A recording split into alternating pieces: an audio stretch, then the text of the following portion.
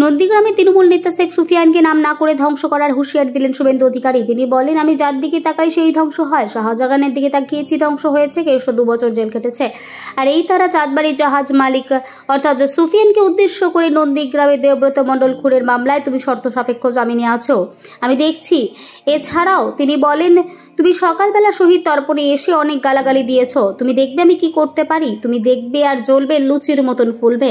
আজ নন্দীগ্রামে 7ই জানুয়ারি বসুন্ধরা দিবস পালন উপলক্ষে শহীদ তর্পণে এসে কথা বললেন বিরোধী দলনেতা শুভেন্দু অধিকারী।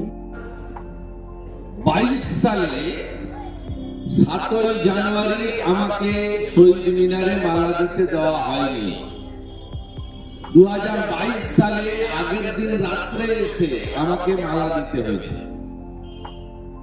এটাও আমি ভুলবো না।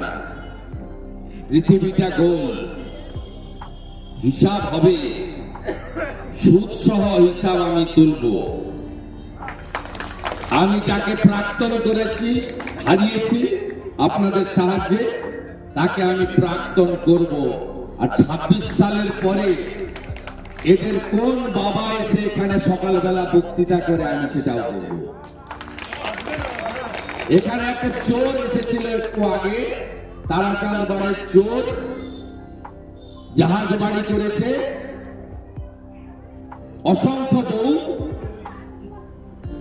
সকালবেলা অনেক গালাগালি করে গেছে। দেবব্রত মাইতির খুনের মামলায় শর্তাধীন জামিনে আছে। আমি পেয়েছি। আমি যার দিকে তাকাই ধ্বংস হয়। শাহজাহান ধ্বংস হয়েছে, কেষ্ট 2 বছর জেল কেটেছে।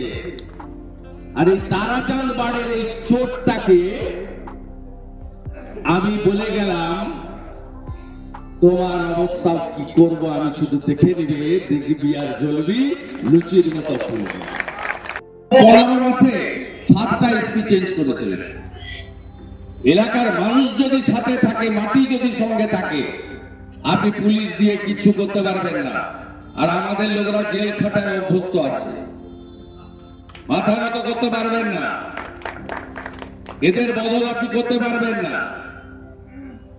কোন টোটকাতে কাজ করবেন না। এই বাইরে বাইরে থেকে সব ছানকাদের নিয়ে আসছে, কি হবে? লোক জানে এরা অতিথি, আর লোক জানে শুভেন্দু অধিকারী আমাদের আত্মীয় কুটুম। এখানকার লোক মুখ্যমন্ত্রীকে হারিয়েছে, বলে না না মুখ্যমন্ত্রী দরকার নেই, ডাল ভাত খাচ্ছি ঠিক আছে, একবেলা খাচ্ছি ঠিক আছে, ওটা কাপড় আমার ঠিক আছে, ঘরের ছেলে ঘরে থাকবে। আপনি যেখান থেকে এসেছিলেন যান যান, foot foot, bye bye, tata bye bye. কলকাতার বাবুকে কলকাতা পাঠিয়ে দিয়েছিলেন। এখানে আমার সঙ্গে সব করে কিচ্ছু হবে না। আপনাদের